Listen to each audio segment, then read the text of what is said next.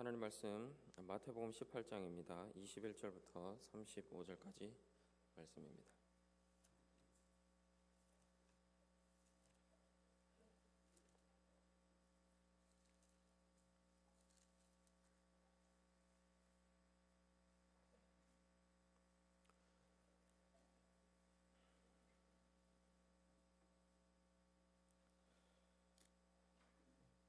그때 베드로가 나와 이르되 주여 형제가 내게 죄를 범하면 몇 번이나 용서하여 주리이까 7번까지 하오리이까.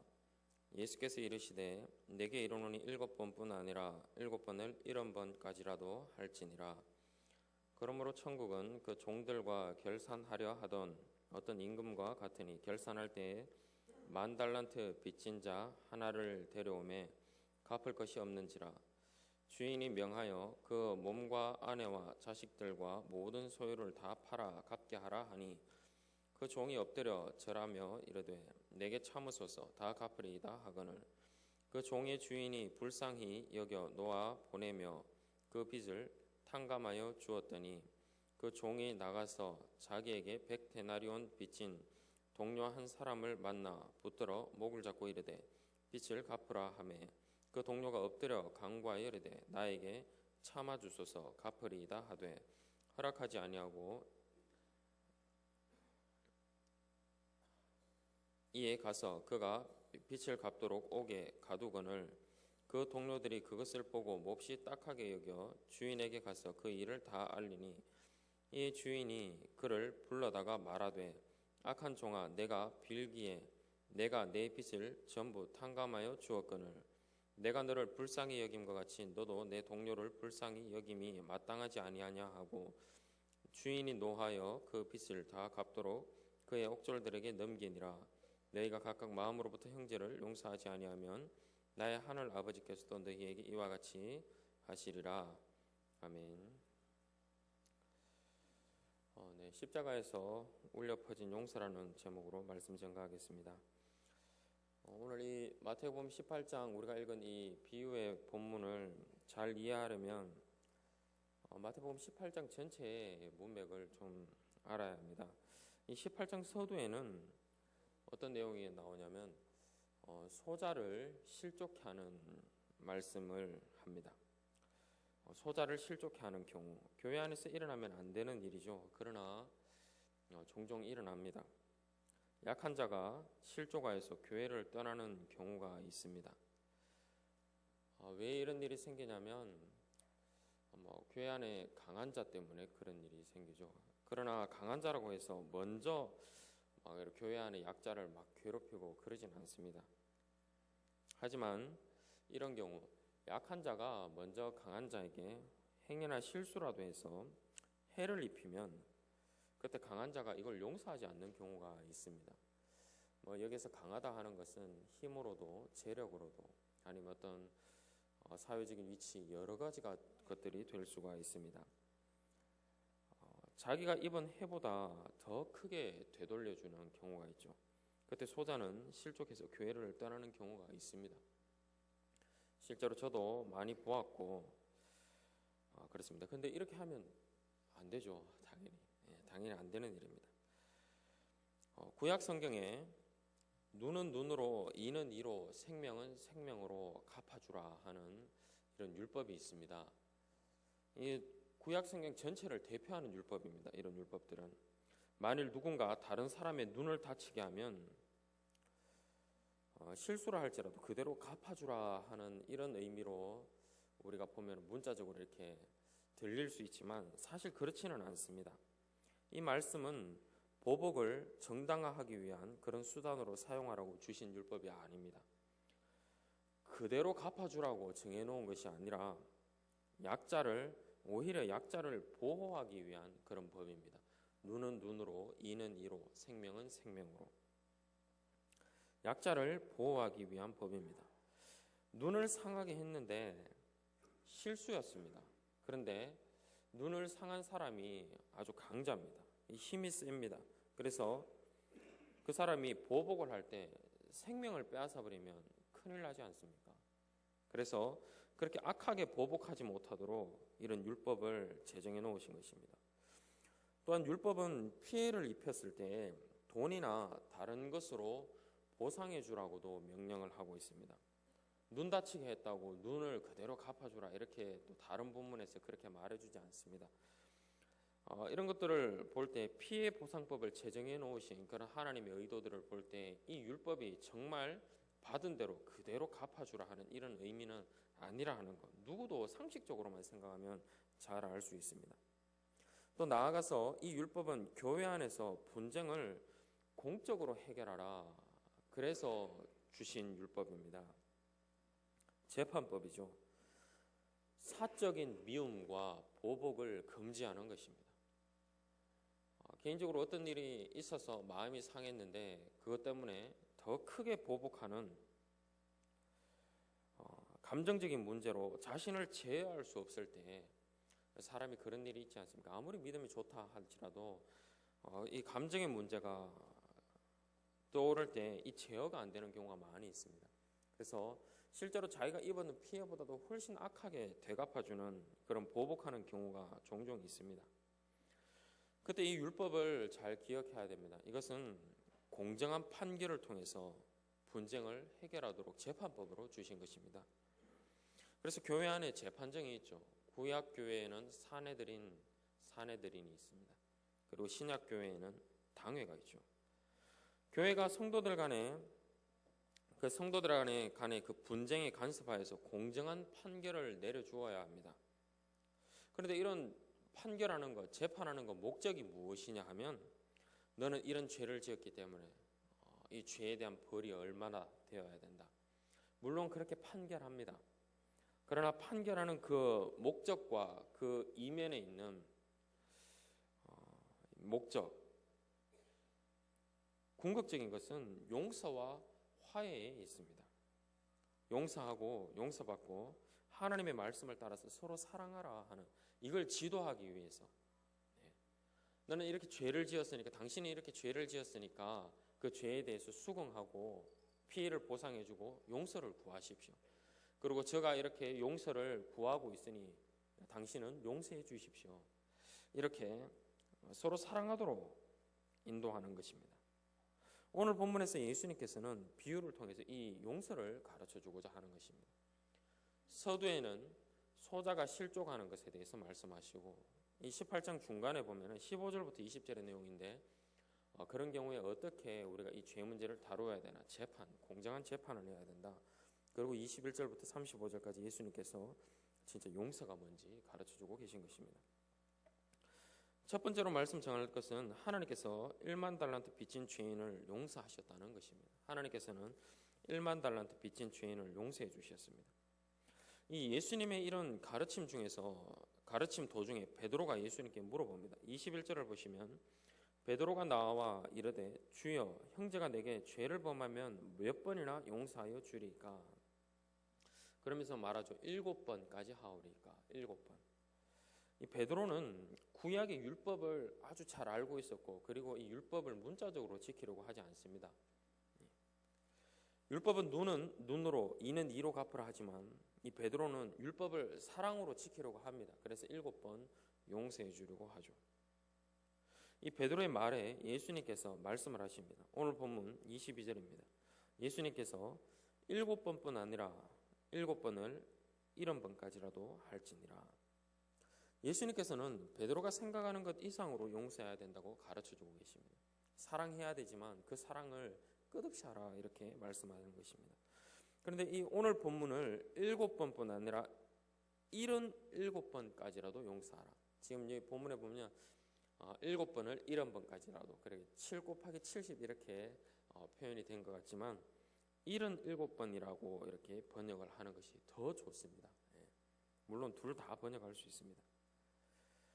예수님께서는 베드로보다 훨씬 더 많은 77번이나 용서하라고 하십니다. 77번만 한다 할지라도 이거 누가 그렇게 용서를 잘 할 수 있겠습니까?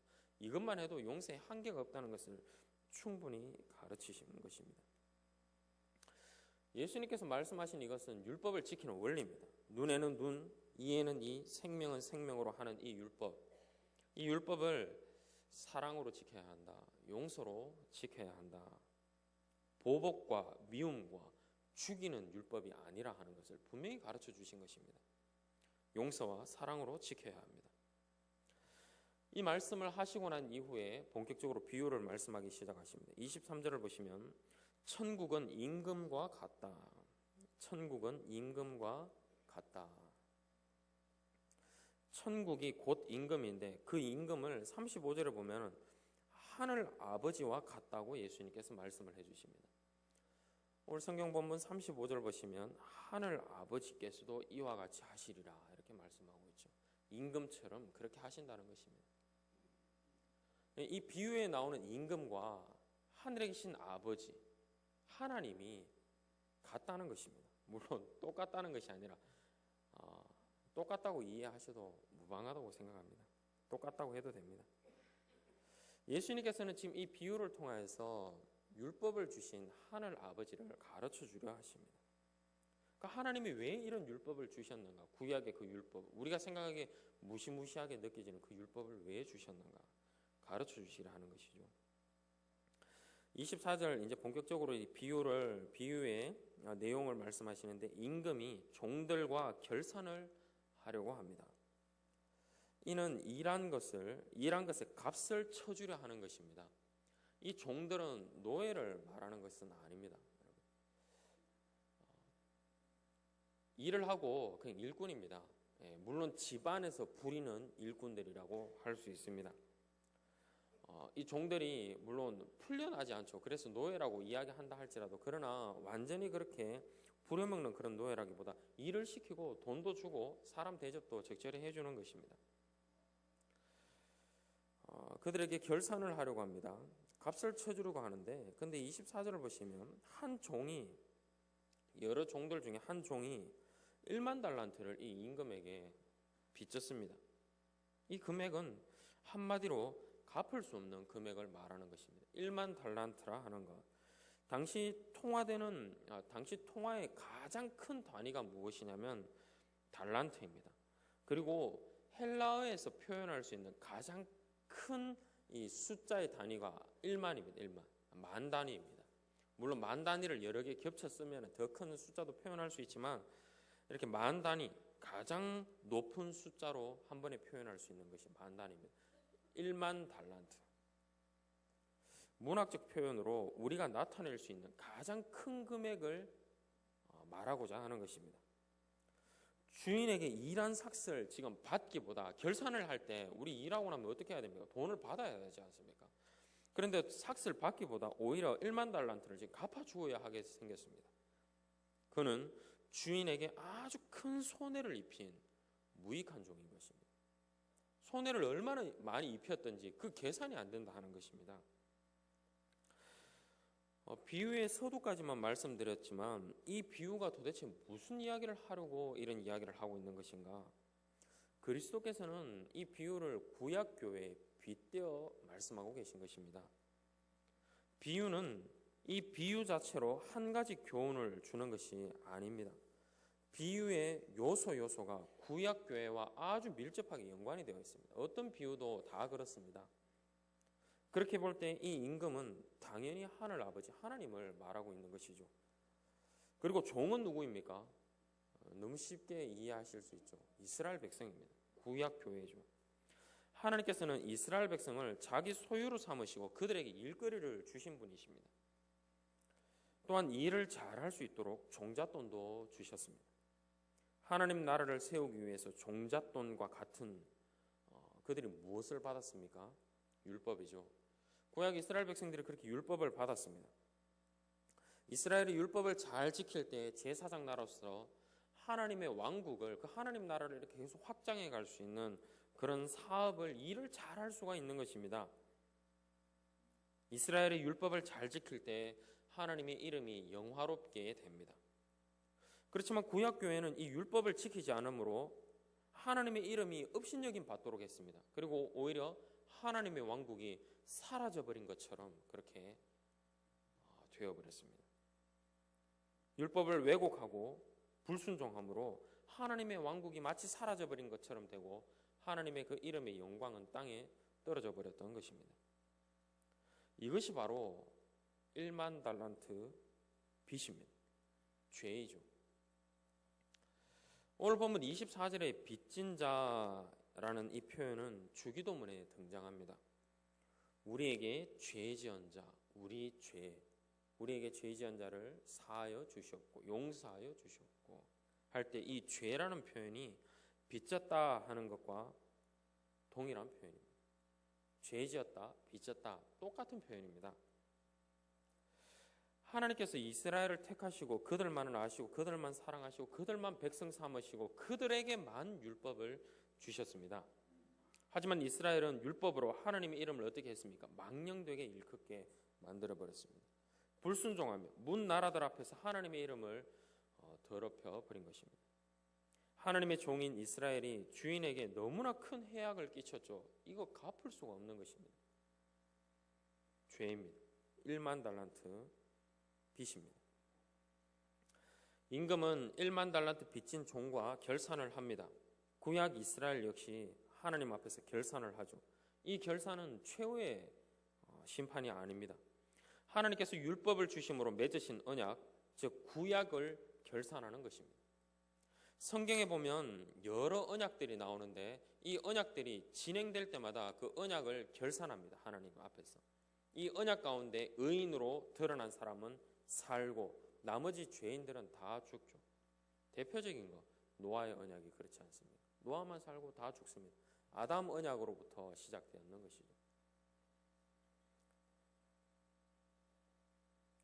율법 언약에서도 마찬가지입니다. 하나님께서 어린 양으로 인해서 의롭다 인정받았는 이 이스라엘 백성 이외에 나머지는 다 홍해에서 수장시키셨습니다. 애굽에서 다 쳐서 죽이셨습니다. 시대마다 하나님께서는 결산을 하시는 분이십니다. 지금 이 결산은 이 본문에서 제가 말씀드리고자 하는 결산은 구약 시대를 종결하면서 하는 결산입니다. 물론 우리도 장차 이와 같은 결산을 할 날이 옵니다. 예수 그리스도로 맺은 새 언약을 하나님 앞에서 결산할 때죠. 우리는 최종적인 결산, 최후 심판을 남겨두고 있죠. 그러나 이 결산은 이미 일어난 일입니다. 구약 이스라엘 백성들이 하나님 앞에서 결산하는 것입니다. 그런데 구약 교회가 하나님과 결산할 때 어떤 빚을 남겼습니까? 1만 달란트 빚을 남기는 것입니다. 이 비유에서 나타나는 빚은 갚을 수가 없는 것입니다. 마찬가지로 이스라엘 백성들도 하나님 앞에서 갚을 수 없는 빚을 지었습니다. 이 빚은 사망입니다. 하나님께서 이러한 죄를 반드시 갚으십니다. 죄를 덮어두고 모른 척 지나가지 않으십니다. 결산할 날이 반드시 옵니다, 여러분. 죄는 결산하는 것입니다. 오늘 본문 25절입니다. 갚을 것이 없는지라 주인이 명하여 그 몸과 아내와 자식들과 모든 소유를 다 팔아 갚게 하라. 여러분, 이 얼마나 무서운 이야기입니까? 임금의 명령이 너무 무섭습니다. 종은 두려워하며 임금에게 엎드려서 은혜를 구하죠. 내게 참으소서 다 갚으리이다. 살려달라 하는 것입니다. 이 종이 정말 갚을 것이 있어서 내가 다 갚으리이다. 조금만 기다려 주소서. 참으소서. 내가 갚으리이다. 갚을 수가 있습니까? 한 달란트는 노동자가 20년 일해야 벌 수 있는 금액이라 합니다. 돈을 안 쓰고 20년 일해야 벌 수 있습니다. 그런데 여러분 1만 달란트 이거 어떻게 벌 수 있습니까? 벌 수 있는 금액이 아닌 것입니다. 사람이 가질 수 있는 돈이 아닙니다. 종은 지금 임금에게 살려달라고 애걸복걸을 하는 것입니다. 이 빚은 임금이 탕감해주지 않으면 해결할 수 없습니다. 임금은 그 종을 불쌍히 여겨서 놓아줍니다. 27절입니다. 그 종의 주인이 불쌍히 여겨 놓아 보내며 그 빚을 탕감하여 주었더니, 불쌍히 여겨서 내어 놓아주는 것뿐만 아니라 빚까지 탕감해 주었다 이렇게 말하죠. 그냥 밖에 나가서 살면서 그래 천천히 갚아라 이렇게 말한 것이 아니라 탕감해 주었다 합니다. 실제로 이스라엘이 하나님께 이런 은혜를 입은 것입니다. 이스라엘이 하나님께 이런 은혜를 입었습니다. 구약 교회가 어떤 죄를 지었습니까? 그들은 죄로 인해서 징계를 입었는데 이 징계의 수준이 너무나 심각했습니다. 그들이 자랑하던 예루살렘 함락당했죠. 그들이 자랑하던 그 성전이 노략당했습니다. 자기와 처자식들이 모두 포로로 잡혀가고 땅을 다 빼앗겨 버렸죠. 이 땅과 성전, 자식들 다 누가 주신 것입니다? 하나님이 주신 것이죠. 하나님께서 그 나라를 위하여서, 그 영광을 위하여서 주신 것인데 이거 다 빼앗겨 버렸던 것입니다. 죄의 결과입니다. 그렇지만 하나님께서는 그들이 성전을 향하여서 기도하고 겸비할 때 불쌍히 여겨주셨습니다.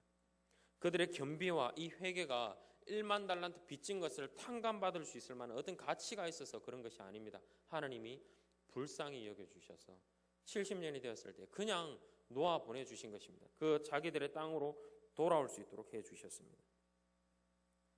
예수님께서는 1만 달란트 빚을 탕감해준 이 임금을 하늘 아버지라 말씀하고 있죠. 물론 이 비유의 임금이 하늘 아버지, 하나님이다 이게 아닙니다. 근데 똑같이 이해하셔도 무방하다는 것입니다. 하나님께서 누구에게 이 빚을 탕감해 주었습니까? 우리가 섬기는 하늘 아버지 누구에게 빚을 탕감해 주었습니까? 죄인들이죠. 이스라엘 구약교회이고 우리들입니다. 하나님께서는 죄인들에게 빚을 받지 않으셨습니다. 누구도 갚을 수 없는 것입니다. 누구도 자신의 죄의 값을 치르고 의에 이를 수가 없습니다. 하나님께서는 죄인들이 갚을 수 없는 이 죄의 삭을 값없이 그렇게 탕감해 주신 분이십니다. 누가 갚을 것이 있어서 구원을 얻습니까? 누가 먼저 하나님께 드려서 받아낼 자가 있습니까? 죄인은 거지와 같습니다. 정말 아무것도 가진 것 없이 영원한 죽음만을 기다리고 있는 거지와 같은 것입니다.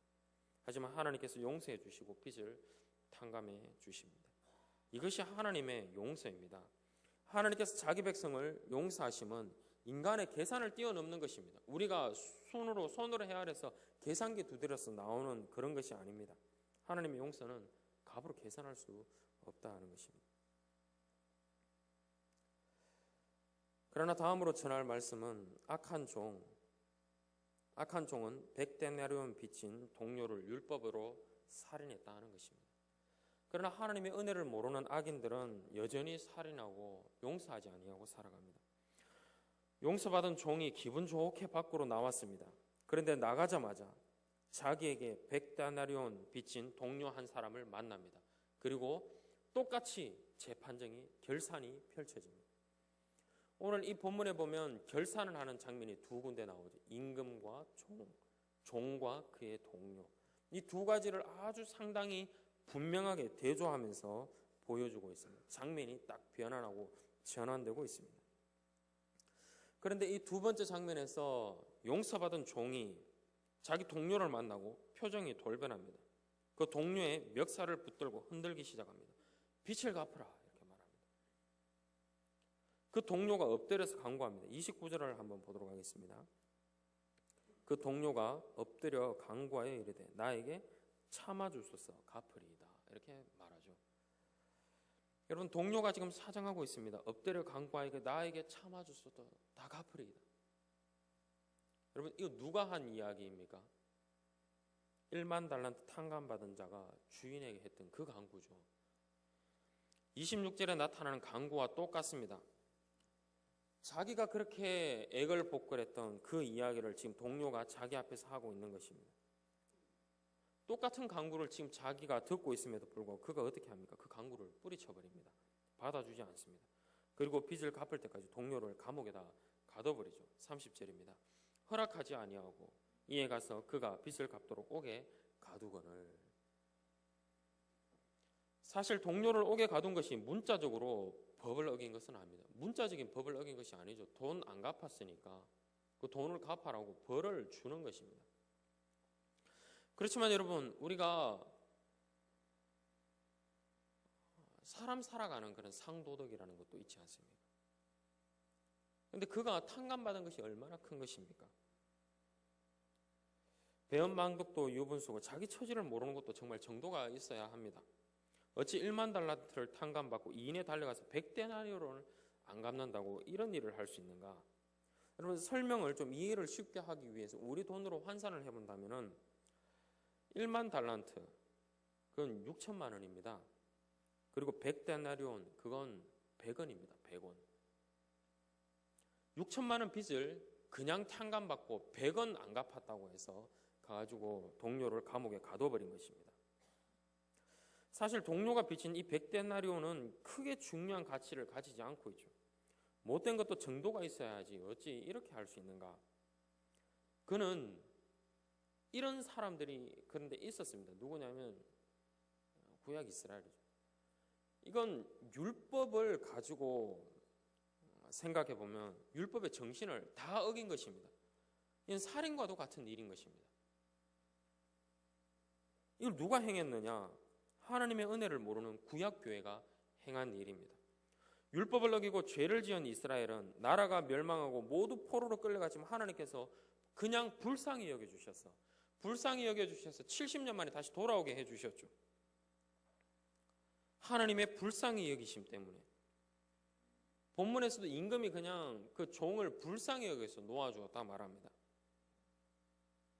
그러한 은혜를 입은 이스라엘은 다시 돌아와서 뭐 했냐면 율법을 또 왜곡하고 형제를 정죄하기에 급급했던 것입니다. 율법 교사들과 교회의 직분자들이 온갖 전통을 만들어서 교회 안에 소자들을 정죄하고 실족하게 만들었습니다. 그래서 예수님께서 오셨을 당시에 어땠습니까? 교회의 형편이 온 천지 사방이 실족해서 널브러져 있었던 그런 소자들이 있었지 않습니까? 소자들은 부끄러워서 예배드리러도 나가지 못했었습니다. 자기 이름도 내놓지 못하고 그렇게 살고 있었습니다.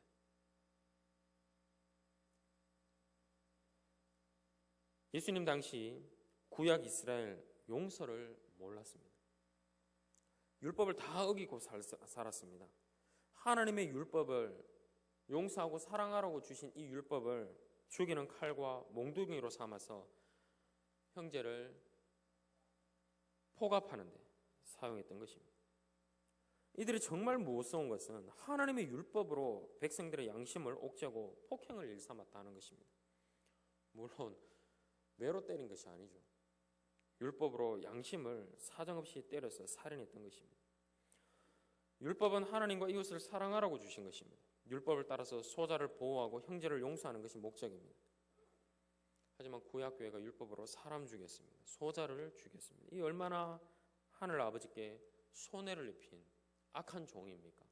이건 1만 달란트로도 설명할 수 없는 더 큰 죄입니다. 이런 사람의 예가 성경에 등장하는데 아담의 7대 손 라멕의 사건입니다. 창세기 4장 23절을 한번 좀 읽어보도록 하겠습니다. 앞에 좀 띄워주시기 바랍니다. 23절 24절입니다. 라멕이 아내들에게 이르되 아다와 실라여 내 목소리를 들어라. 라멕의 아내들이여 내 말을 창세기 23절 24절입니다. 나의 상처로 말미암아 내가 사람을 죽였고 나의 상함으로 말미암아 소년을 죽였도다. 가인을 위하여는 벌이 7배일진데 라멕을 위하여는 벌이 77배에 이르로다 하였더라. 24절을 보시면 라멕은 하나님께서 오래전에 자신의 선조 가인에게 주신 약속을 지금 노래하고 있는 것입니다. 가인을 위하여는 벌이 7배일진데 이렇게 말하죠. 이것은 창세기 4장 15절을 인용한 것입니다. 창세기 4장 15절을 읽어드리겠습니다. 여호와께서 그에게 이르시되 그렇지 아니하다. 가인을 죽이는 자는 벌이 7배나 가인을 죽이는 자는 벌을 7배나 받으리라 하시고 가인에게 표를 주사 그를 만나는 모든 사람에게서 죽임을 면하게 하시니라. 이 라멕은 아까 앞에 읽었던 그 라멕은 선조 가인의 후예입니다. 그런데 그 선조 가인이 어떤 일을 했습니까? 우리 잘 알고 있지 않습니까? 살인자죠. 그럼에도 하나님께서 이 가인에게 어떤 약속을 주시냐면 가인을 보호하기 위해서 그를 죽이는 자에게 벌을 7배나 주겠다. 이런 약속, 보호 장치를 마련해 주십니다. 무엇을 보여주는 것이냐면 죄를 범한 가인, 형제를 죽였지 않습니까? 형제 아벨을 돌로 쳐서 죽였는데도 불구하고 하나님께서 그를 불쌍히 여겨주고 계신 것입니다. 하나님께서 그를 불쌍히 여기실 뿐만 아니라 그 형제들도 이 가인을 미워하고 죽이지 못하도록 장치까지 마련해 주신 것이죠. 하나님의 뜻을 따라 가인을 죽이면 안 되는 것입니다. 가인이 그 아벨을 쳐 죽였음에도 불구하고 하나님께서도 불쌍히 여겨주시고 형제들도 손대지 마라. 가인의 후손인 이 라멕 역시 살인자입니다. 그는 살인을 행하고 하나님께서 가인에게 베풀어 주셨던 그 용서를, 은혜의 용서죠. 은혜로 베풀어 주셨던 그 용서를 지금 자신의 것으로 노래를 하고 있는 것입니다. 24절을 한번 좀 다시 보여주시기 바랍니다. 가인을 위하여는 벌이 7배일진데 라멕을 위하여는 벌이 77배이리로다. 라멕은 지금 이게 찬송가라고 부르는 것입니다. 하지만 그가 부르는 찬송이 뭔가 이상합니다. 그는 살인을 자랑하면서 노래하고 있는 것입니다. 23절을 보면 그가 노래하는 내용이 나타나죠. 23절을 한번 보겠습니다. 그는 사람을 죽여놓고 마치 자신의 그 살인을 자랑이나 하듯이 아내들을 다 불러다 놓고, 아내들이여 아다와 실라여 이리 와보라, 내 이야기를, 나의 자랑을, 무용담을 들으라 하는 것입니다. 무엇을 자랑합니까? 내가 상처를 입었는데 내가 사람을 죽였다, 나에게 상처 입힌 사람을 죽였다 하는 것입니다. 나의 상함으로 말미암아 누구를 죽였다고 합니까? 소년을 죽였단 말이죠. 소자입니다. 자신의 살인을 자랑하고 노래하고 있는 것입니다. 이 창세기 4장 23절에 보시면 상처 이렇게 나오죠. 내가 상처 입었다, 부상이라는 것입니다. 그리고 상함이라 하는 거, 누군가 때려가지고 멍든 거, 아니면 살짝 까진 거, 이런 것을 표현하는 단어입니다. 찰과 상, 멍들었다. 그래서 라멕이 어떤 일을 했습니까? 라멕이 소년을 죽여버렸죠. 소자를 죽였습니다. 여러분, 이것이 정당방위가 될 수 있습니까? 이건 명백한 살인입니다. 과도한 보복이죠. 구약의 율법을 다 어긴 것입니다. 눈에는 눈, 이에는 이, 이 율법을 완전히 벗어난 것입니다. 상처를 목숨으로 갚았습니다. 포악한 라멕은 자신의 악함을 자랑하면서 찬송하고 있는 것입니다. 가인을 위하여는 7배일진데 나를 위하여는 77배이로다. 하나님께서 그렇게 할 것이다. 이 황당한 찬송인 것입니다. 하나님께서 가인을 불쌍히 여겨주시고 형제들이 가인을 용서하기 원하셔서 주셨던 찬송을 이렇게 포악한 살인의 노래로 바꿔서 부르고 있는 것입니다. 라멕은 죄인을 불쌍히 여기시는 하나님을 알았습니다. 그래서 그 찬송을 부르고 있죠. 그래서 형제를 용서해야 한다는 것도 알았습니다. 그런데 그는 그리 하지 않았습니다. 자신의 포악을 노래하며 하나님의 긍휼히 여기심을 업신여겼고 형제를 살인했습니다.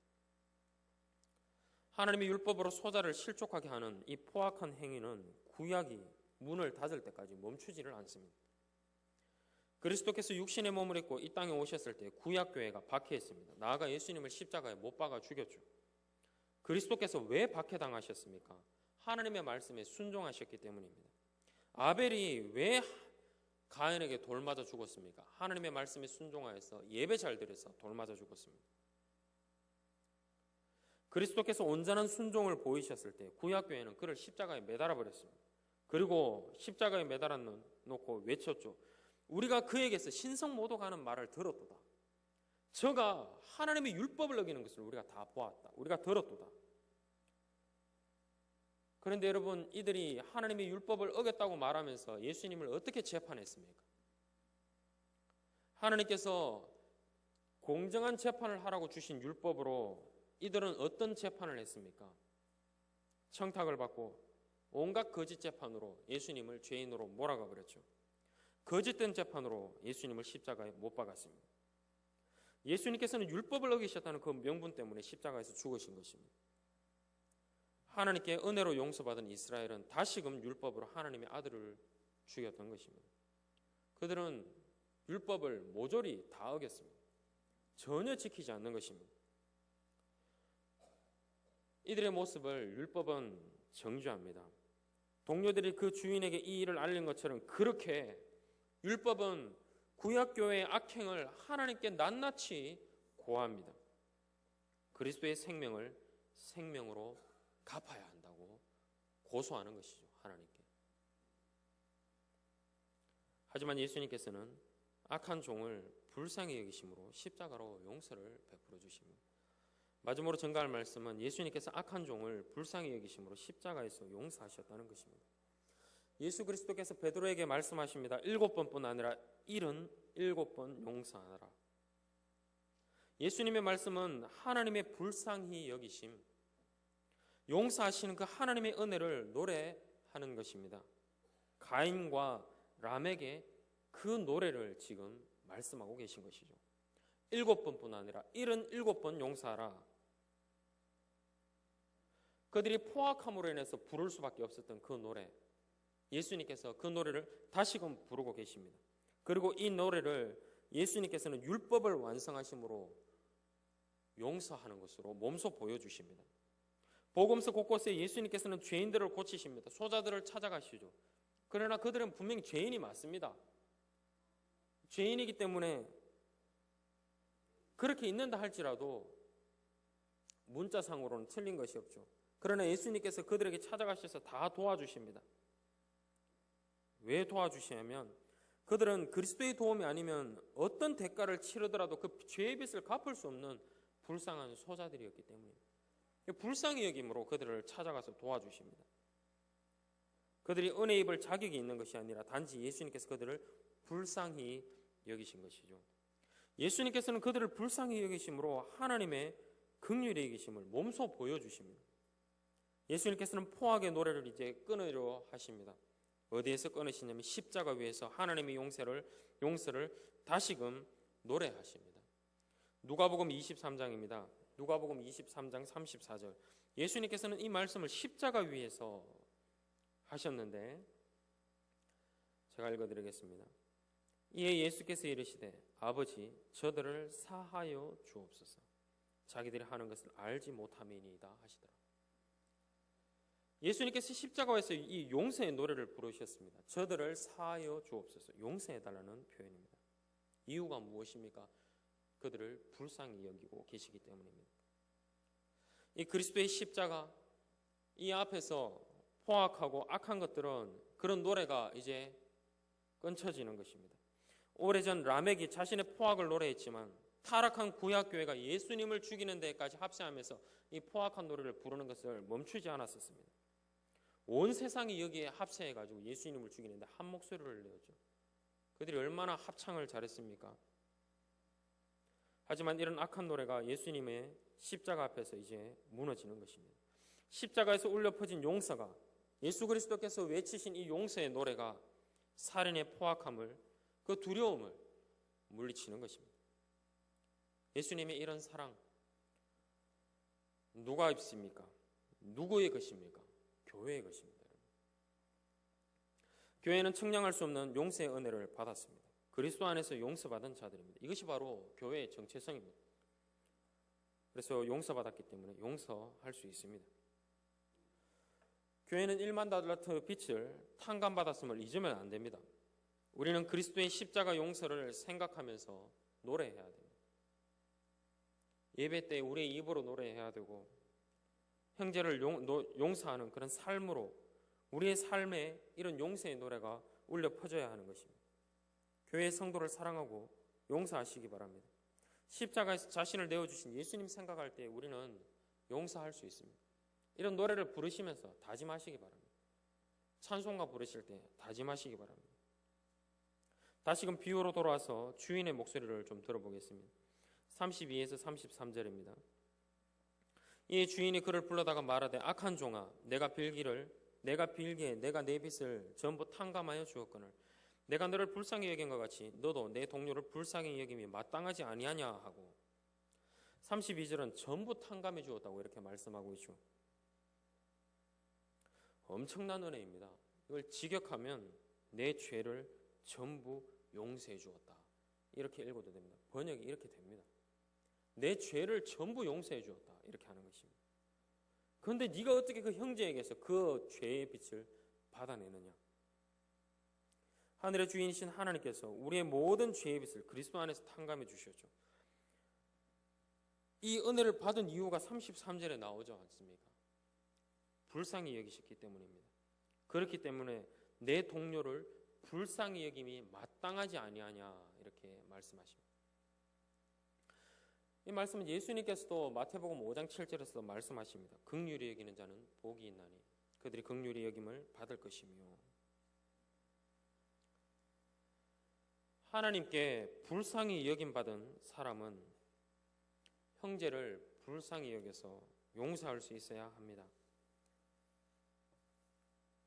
그렇게 긍휼히 여기는 자는 긍휼히 여김을 받습니다. 그러나 악한 종이 그리하지 못했습니다. 1만 달란트 빚을 탕감받고도 100데나리온 때문에 형제를 살인했죠. 구원의 은혜를 받고 형제는 율법으로 죽이는 그런 일이 일어난 것입니다. 여러분, 근데 이게 어디에서 일어나는 일입니까? 교회에서 일어납니다. 여러분, 이 일은 교회에서만 일어날 수 있는 일입니다.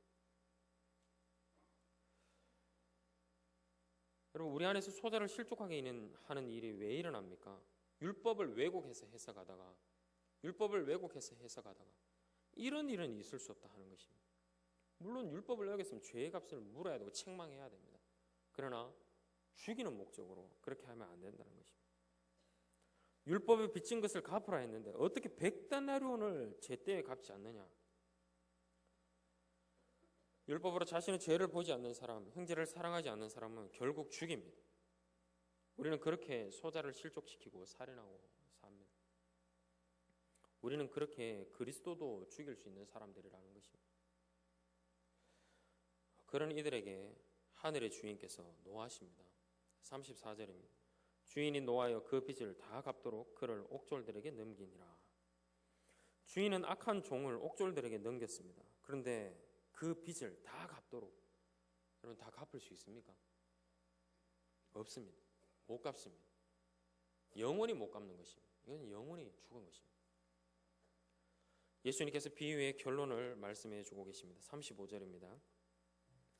너희가 각각 마음으로부터 형제를 용서하지 아니하면 나의 하늘 아버지께서도 너희에게 이와 같이 하시리라. 그리스도 안에서 그의 풍성한 용서의 은혜를 경험하셨습니까? 그러면 우리가 용서하고 그렇게 살아야 합니다. 할 수 있습니다. 하나님께서는 우리가 이렇게 용서하도록 하기 위해서 우리 마음 가운데 성령을 부어주셨습니다. 성령을 받은 우리들이 형제를 용서할 수 있다고 가르쳐 주셨습니다. 그래서 35절, 우리가 어디로부터 용서해야 된다고 말합니까? 마음으로부터 용서해야 된다고 말씀하고 있는 것입니다. 성령이 우리 안에 계시기 때문에, 그 율법을 완성하는 성령께서 우리 안에 계시기 때문에 우리는 성령의 은혜를 따라서 율법을 사랑으로 완성하며 살 수 있다는 것입니다. 십자가의 용서를 따라서 그렇게 형제를 용서하시는 우리 성도님들이 되시기 바랍니다. 기도하겠습니다. 하나님 아버지, 오늘 주님께서 주신 이 비유를 따라서 우리가 어떻게 살아야 하는지, 또 우리가 어떤 용서를 받았는지, 우리가 어떻게 용서해야 하는지 살펴보았습니다. 주여, 우리들의 심령에 탐심이 너무 가득해서 용서하지 못하는 연약함이 너무 큽니다. 주여, 우리를 불쌍히 여기시고 성령으로 은혜를 부어주시사 용서하게 하여 주시옵소서. 예수님 이름으로 기도드립니다. 아멘.